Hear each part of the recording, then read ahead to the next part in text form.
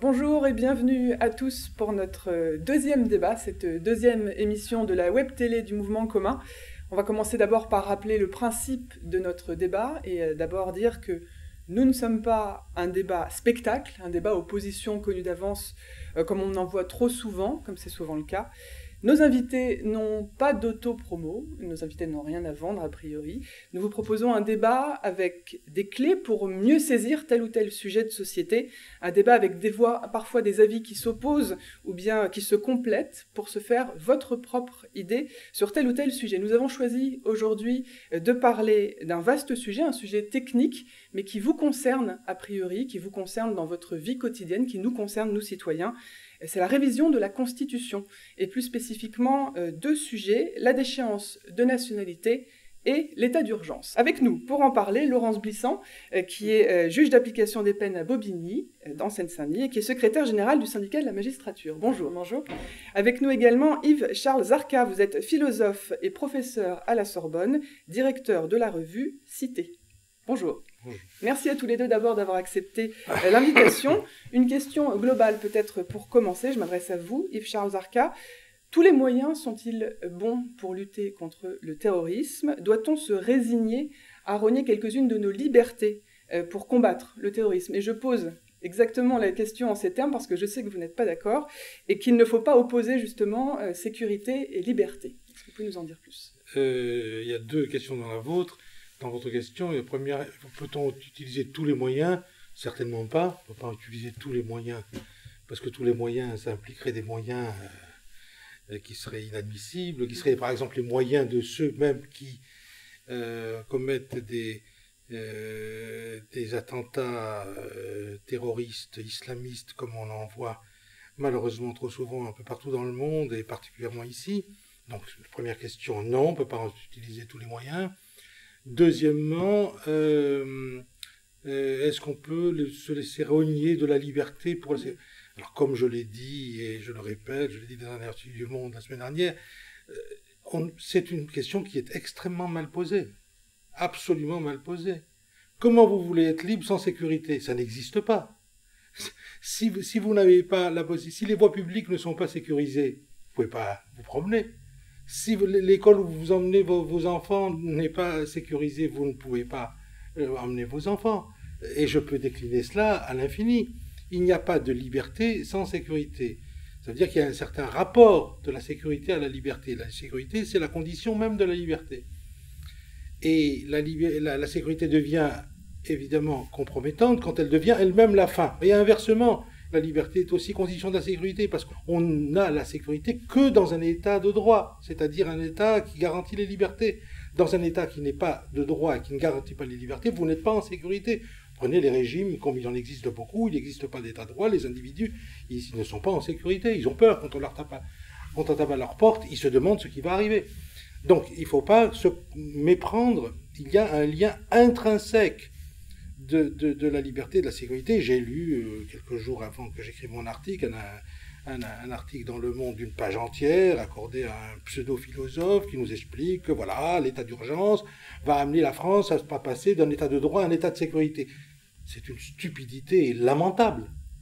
C'est quelqu'un qui a des positions personnelles et qui veut les faire passer, qui sont absurdes.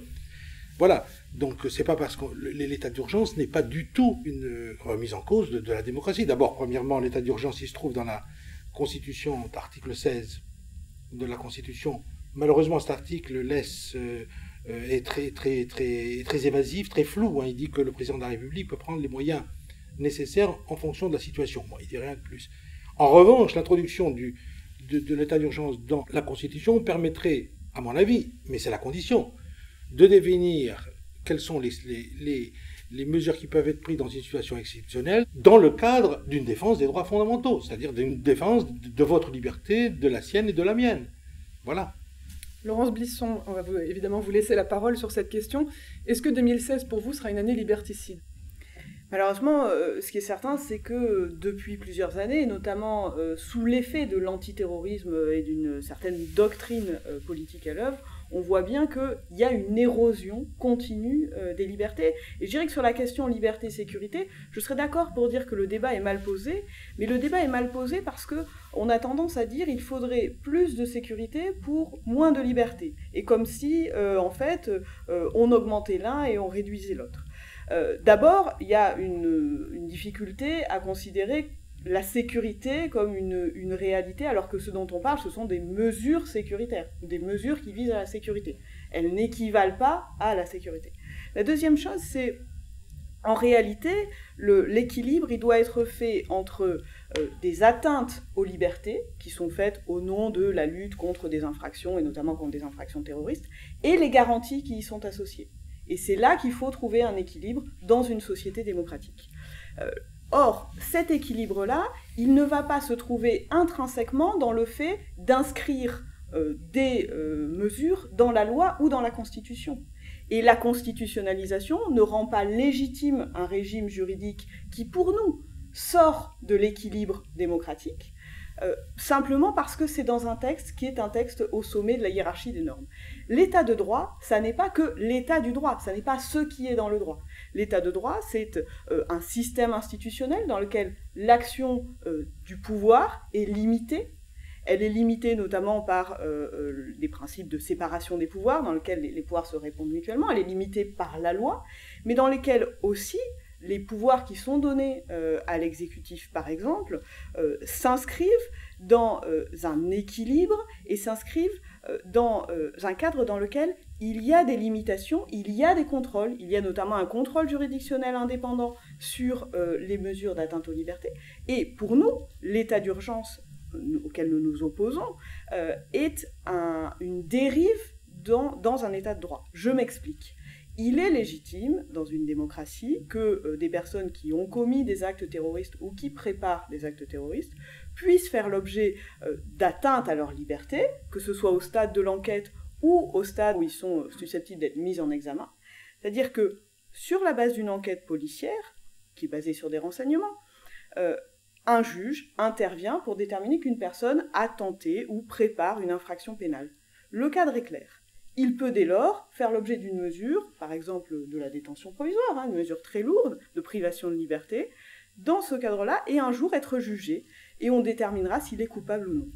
L'état d'urgence, ça transfère ces pouvoirs-là à l'autorité administrative, à l'exécutif, et ça le transfère, mais sur une base beaucoup trop floue et beaucoup trop vague.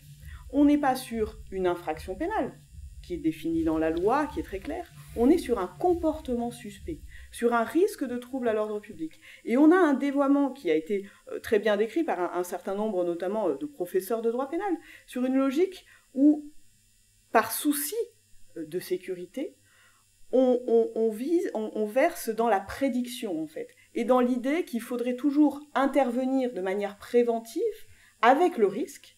Et ça, c'est les fondamentaux d'une démocratie, et c'est les fondamentaux du principe de lutte contre l'arbitraire étatique. Il faut pouvoir intervenir, mais il ne faut pas accepter dans une démocratie qu'on intervienne de manière préventive sur une base qui est trop faible et dans laquelle il y a un vrai risque de dérive. Le risque d'arbitraire, ça vous fait bondir, monsieur Zarqa? Non. Je voudrais d'abord que les choses soient claires. J'ai aussi autant de soucis de la liberté que vous. Et je chéris autant la liberté que vous. Mais quand même, on ne peut pas dire des choses qui me paraissent un peu rapidement dites. L'état d'urgence, aujourd'hui, se trouve dans la Constitution française. C'est l'article 16. Il donne des pouvoirs exceptionnels au président de la République de prendre les mesures nécessaires en fonction des circonstances.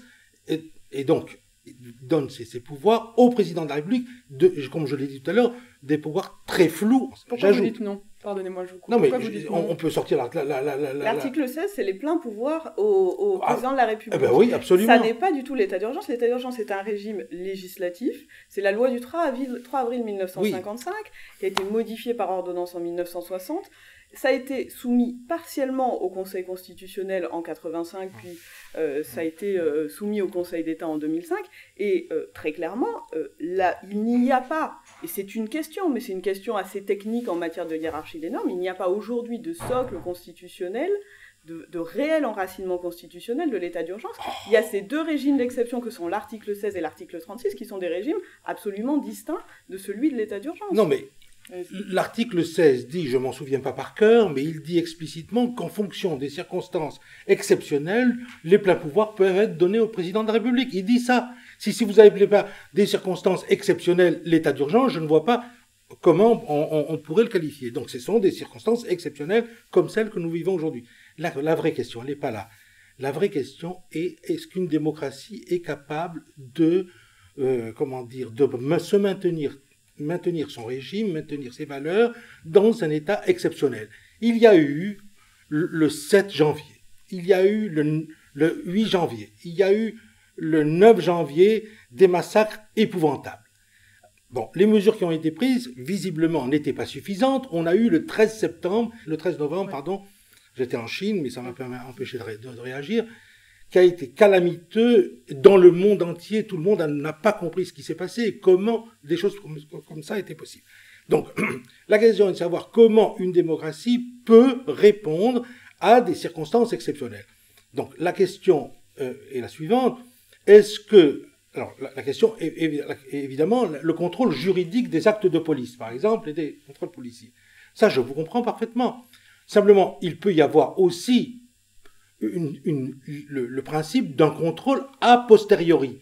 Vous avez, par exemple, des contrôles qui sont faits, et ensuite un contrôle du juge qui vient a posteriori pour juger des actes qui ont été, par exemple, mis en œuvre administrativement. Mais vous avez toujours et nécessairement un contrôle du juge, de telle sorte que s'il y a une dérive à tel ou tel moment, elle est connue, et que l'on fasse en sorte que ça ne recommence pas.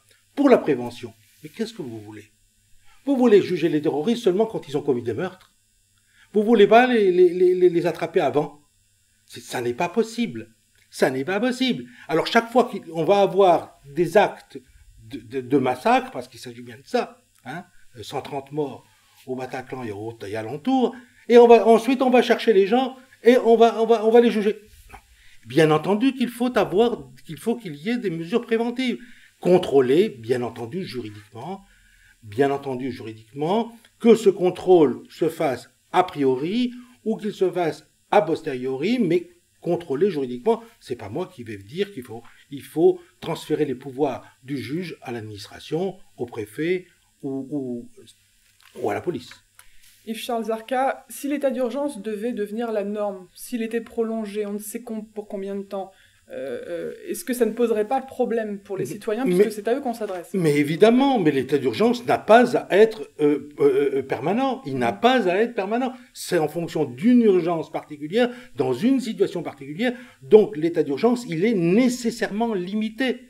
Et là, je le dis clairement, il ne saurait être question d'introduire dans l'ordinaire les actes, les dispositions qui concernent l'extraordinaire. Comment un État démocratique peut-il protéger les libertés? C'est ça le problème. Comment peut-il protéger les libertés? Et pas seulement les libertés, la vie des individus. Laurence Buisson. Alors, je voudrais répondre à un certain nombre de choses qui ont été dites.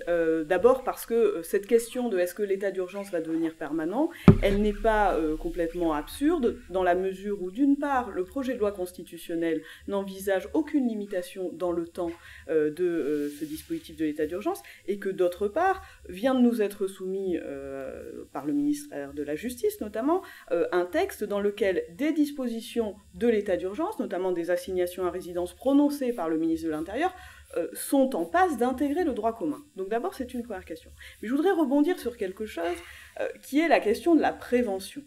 Ce propos qui m'est attribué, selon lequel il ne faudrait intervenir qu'après les attentats. C'est vous qui en avez parlé. Non. Vous avez mis en cause la prévention. Alors, il me semble que mon propos a été déformé. Et donc, je voudrais redire très clairement les choses. Ce que je dénonce, qu'on dénonce au syndicat de la magistrature, et je pense que d'autres personnalités bien plus grandes que nous l'ont fait, et je pense à Mireille Delmas-Marty notamment, c'est une dérive dans une logique prédictive qui est de toujours vouloir intervenir à un stade trop précoce et de se baser sur une seule dangerosité. Bien évidemment que l'autorité judiciaire, les juges, vont intervenir dans certains cas avant que les attentats ne se commettent, et c'est souhaitable. Bien évidemment que le travail policier se déroule à ce moment-là. Ce qui est contestable, au contraire, c'est d'intervenir avant même que l'on puisse caractériser ne serait-ce que des éléments préparatoires à une infraction pénale. Et c'est ça que produit l'état d'urgence. Et cela le produit dans un contexte qui est, par ailleurs, pas efficace dans la lutte contre le terrorisme. Je veux donner 2 exemples. L'état d'urgence a été prononcé et a permis que des mesures de perquisition administrative soient menées, elles soient ordonnées par le préfet et pas par des policiers sous le contrôle des juges, et que des assignations à résidence soient ordonnées. 3000 perquisitions administratives, on a à peine 4 enquêtes antiterroristes qui ont été ouvertes et une mise en examen. Pourquoi ? Parce que le cadre de ces perquisitions administratives, ça n'était pas des personnes qu'on suspecte d'être dans un réseau terroriste ou qu'on suspecte de commettre des infractions, parce qu'il y a des infractions préparatoires à un acte terroriste. On détient des armes, on se rencontre et on projette un attentat. Ça n'est pas ça qu'a visé l'état d'urgence. Sur les assignations à résidence, on a eu les assignations à résidence d'un certain nombre de militants de la gauche dite radicale dans le cadre de la COP21, mais on a aussi des personnes qui sont assignées à résidence, alors même qu'un juge d'instruction n'a pas d'éléments laissant penser qu'ils sont dans un projet terroriste. C'est ça qui est dangereux dans l'état d'urgence. Et le contrôle a posteriori dont vous parlez par le Conseil d'État ou par les juges administratifs, c'est un contrôle qui est problématique dans le champ des libertés, d'abord parce qu'il intervient a posteriori et que ça n'est pas anodin que la privation de liberté soit intervenue en amont, parce que ça veut dire que le débat contradictoire n'intervient pas en amont. Et la deuxième chose, c'est que le critère du contrôle, c'est-à-dire la base légale sur laquelle s'appuie le juge pour contrôler, est une base qui est beaucoup plus vague et beaucoup plus floue que celle qui existe en droit pénal, dans le champ des infractions notamment terroristes, dans lequel le juge doit examiner s'il y a des indices graves ou concordants permettant de penser qu'une personne a commis une infraction définie par la loi. La base du contrôle du juge administratif est une base beaucoup plus floue, et c'est en cela, et d'ailleurs des juges administratifs se sont exprimés anonymement pour s'inquiéter de la constitutionnalisation de l'état d'urgence, parce qu'ils disent la base sur laquelle on statue est une base trop large et trop floue et qui en réalité permet d'aller trop loin. Ce qu'il faut comprendre très clairement, c'est que les dispositifs antiterroristes français, c'est-à-dire l'arsenal répressif antiterroriste français, est déjà l'un des plus développés au monde, qu'il en réalité saisit déjà des faits extrêmement tôt dans la construction d'une infraction, et qu'il est faux de prétendre que, bien sûr que les attentats ont été terribles en janvier comme au mois de novembre. Il y a d'ailleurs eu plusieurs lois qui ont été adoptées depuis quelques années en matière antiterroriste, mais il est faux de dire que le régime légal existant était impuissant. Et il est faux de dire que rester dans le cadre ordinaire, c'est-à-dire hors de l'état d'urgence, ce serait nous condamner à l'impuissance. C'est faux. C'est faux, mais la réalité même des événements, je ne comprends pas comment vous pouvez dire ça. C'est la réalité des événements. Ce qui s'est passé le 13 novembre, s'est passé le 13 novembre. Il y a eu 130 morts, 300, je ne sais plus, 350 blessés. Ça s'est passé dans le régime que vous défendez. C'est donc qu'actuellement, il y a quelque chose qui ne va pas. Excusez-moi, encore un mot. Dans toutes les sociétés, je suis aussi historien de la pensée politique, en toutes les sociétés, depuis la Grèce ancienne jusqu'à aujourd'hui, dans toutes les sociétés, on a pensé la possibilité qu'il y ait un état d'urgence, tout le temps, et un état ou extraordinaire, dans lequel il fallait prendre des mesures particulières, soit par une guerre extérieure, soit par des événements intérieurs de différentes natures. C'est incroyable que la démocratie ne soit pas capable elle-même, dans le cadre de ses propres principes, de ses propres valeurs, de ses propres contrôles juridiques et constitutionnels et juridictionnels, capable de tenir compte de situations qui ne sont pas ordinaires et pour lesquelles le droit ordinaire peut, sur un certain nombre de points, et sous contrôle, subir des dérogations, subir quelques dérogations. Ça me paraît, je ne comprends pas. C'est l'impuissance radicale de la démocratie qui reste où le ventre, la bouche ouverte et le ventre exposé à toute espèce d'agression, comme on en a vu, avec nous défendons la démocratie, moi aussi je défends la démocratie en premier lieu, mais il faut que les mesures soient prises pour que des événements de ce genre ne puissent pas se passer. Alors on a bien compris que de toute façon vous ne serez pas d'accord sur ce sujet, ça me semble assez évident. On va quand même dire un mot malgré tout sur la déchéance de nationalité, qui est l'autre sujet qui fait partie donc de cette révision de la Constitution et qui fait aussi débat. On va essayer d'être un peu plus succinct si vous le voulez bien. Est-ce que pour vous, Laurence Buisson, c'est une nouvelle atteinte au droit ?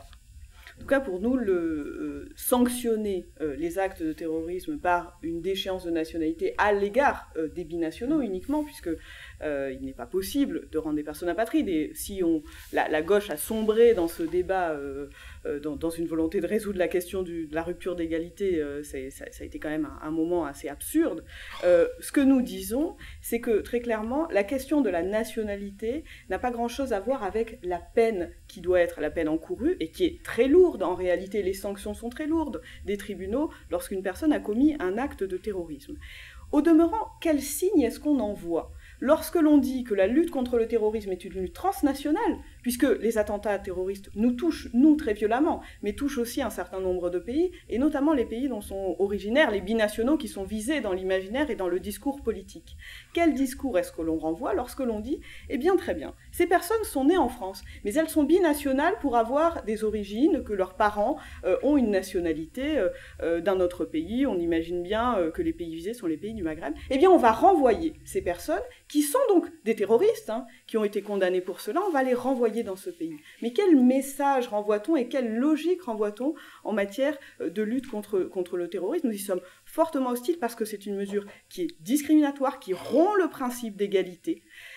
Pour des personnes qui sont nées françaises, qui sont nées en France et qui ont la binationalité, il n'est pas légitime de distinguer selon la nationalité pour la sanction, qui doit être une sanction et qui est une sanction lourde, des actes de terrorisme. Yves-Charles Zarka, est-ce que vous comprenez, comme vient de le dire Laurence Buisson, que certains Français qui ont donc cette binationalité le vivent comme une double peine, finalement, cette déchéance de nationalité ? Non, on ne peut pas dire n'importe quoi, je suis vraiment désolé. C'est ce que je dis, mais vous pouvez penser que c'est n'importe quoi. Attendez, non, on ne peut pas dire des choses comme ça.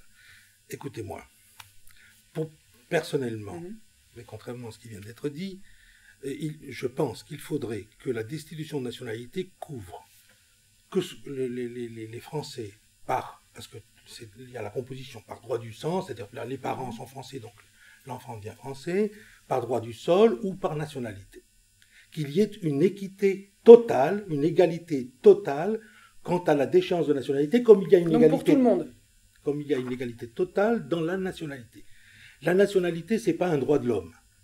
Bien que, on pourra pas parler, il figure dans la Déclaration universelle de 48.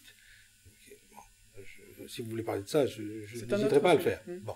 Ça n'est pas un droit de l'homme. C'est toujours, la nationalité est un droit acquis. Que ce soit le droit du sang, le droit du sol ou la naturalisation, c'est toujours un droit acquis. Et le même droit, que vous soyez naturalisé ou que vous ayez vos ancêtres depuis 800 ans français, le lien à la nation est exactement le même type de droit et le même type de devoir. Alors on va me dire, mais comment c'est impossible par les traités internationaux, vous allez à ce moment-là créer des apatrides. Voilà le grand argument, vous allez créer des... Mais c'est incroyable. J'ai été vérifié. Le HCR, Haut Commissariat aux réfugiés de l'ONU, indique qu'actuellement, il y a dans le monde 12 millions d'apatrides. Qui s'en est préoccupé? Je n'ai jamais entendu développer cet argument. Il y a aujourd'hui 12 millions d'apatrides dans le monde qui ne sont pas des tueurs, qui ne sont pas des terroristes. Personne ne s'en préoccupe. Nous nous préoccupons des terroristes meurtriers qui ont été condamnés. Et nous, on ne peut pas créer des apatrides, je suis désolé. Mais la question, vous comprenez, il y a 12 millions aujourd'hui d'apatrides. Personne s'en préoccupe. Vous vous en êtes préoccupé? Non. Alors, vous vous préoccupez des apatrides. Qui bénéficient d'un statut spécifique, qui leur est reconnu notamment par le droit de l'asile, qui bénéficient d'un statut d'apatride. Qui bénéficient d'un statut parce qu'ils ont été rendus apatrides. Mais une personne qui aurait été condamnée pour de tels actes ne pourrait pas bénéficier de ce statut. Ça signifierait qu'elle vivrait dans un vide juridique. Et la nationalité, ça n'est pas un droit de l'homme au sens où vous l'entendez, mais c'est un socle sur la base qui donne accès à un certain nombre de droits. Au droit à la vie privée, au droit à vivre dans un pays, au droit à... Bien sûr que si. Mais pas à la vie privée, vous l'avez toujours avec. La question concerne un certain nombre, peut-être quelques dizaines, c'est pas une armée de centaines de milliers de personnes, de terroristes qui ont manifesté leur haine de la nation. Et qui ont manifesté leur haine de la nation en massacrant leur... On vous parle du symbole aussi, de ce que le symbole, de ce que ça peut représenter. Sachez que mon argument est l'argument le plus radical contre le Front National. Qu'est-ce que veut le Front National? Le Front National veut privilégier le droit du sang. Les Français qui viennent eux-mêmes de Français, etc. Tous les autres, ce ne sont pas des vrais Français. Ouais. Les naturalisés ne sont pas des vrais Français. Droit du sol ne sont pas des vrais Français. Quand vous mettez tout le monde sur le même plan et que vous dites, comme je le fais, parce que ça me paraît réel, que les droits et les devoirs liés au fait d'être français, à la nationalité, sont exactement les mêmes pour tous, ce qui est en fait le cas, eh bien, vous dénoncez, vous coupez, par définition, l'herbe sous le pied à ceux qui voudraient privilégier une façon d'acquérir la nationalité sur les autres. Vous comprenez? Et donc, où vivront ces personnes? Moi, vous avez des soucis pour les terroristes qui ont massacré des gens. Mais écoutez, à ce moment-là, dites-nous que vous êtes pour la peine de mort. Où vivront-ils? Et quel pays acceptera de recevoir une personne qui a été... Si aucun pays ne les accepte, nous non plus, nous ne les acceptons pas. Écoutez, on prend la responsabilité de ces actes. On prend la responsabilité de ces actes. Quand on massacre ses concitoyens, quand on tue des dizaines, voire des milliers, voire ou des centaines, quand on va dans un journal, on vise les gens, comment il s'appelle? C'est lui, pam, je le tue. Quand on commet des actes comme ça, on assume jusqu'au bout. On est condamné dans une société démocratique à une peine qui est définie par la loi et qui reste dans le cadre de nos principes démocratiques. Et cette condamnation-là, elle ne peut pas être une condamnation à ne vivre nulle part. C'est incroyable. Il existe des sanctions pénales. Il n'y a pas nulle part. Il y a des apatrides. Il y a 12 millions d'apatrides. Il y en aura 4 de plus ou 5 de plus. Malheureusement, je préférais traiter le problème des 12 millions d'apatrides qui ne sont ni terroristes ni tueurs, plutôt que ceux des 4 ou des 5 ou des 10 ou des 20 qui auront massacré des gens à Paris, à Madrid, à Londres, à Jakarta ou je ne sais où. Merci Yves-Charles Zarka d'avoir participé à notre émission. Merci Laurence Blisson. On remercie également tous ceux qui ont regardé évidemment ce débat, ainsi que le centre Main d'œuvre qui nous accueille, qui nous prête ses locaux. Merci à tous et puis n'hésitez pas donc à rejoindre le mouvement commun.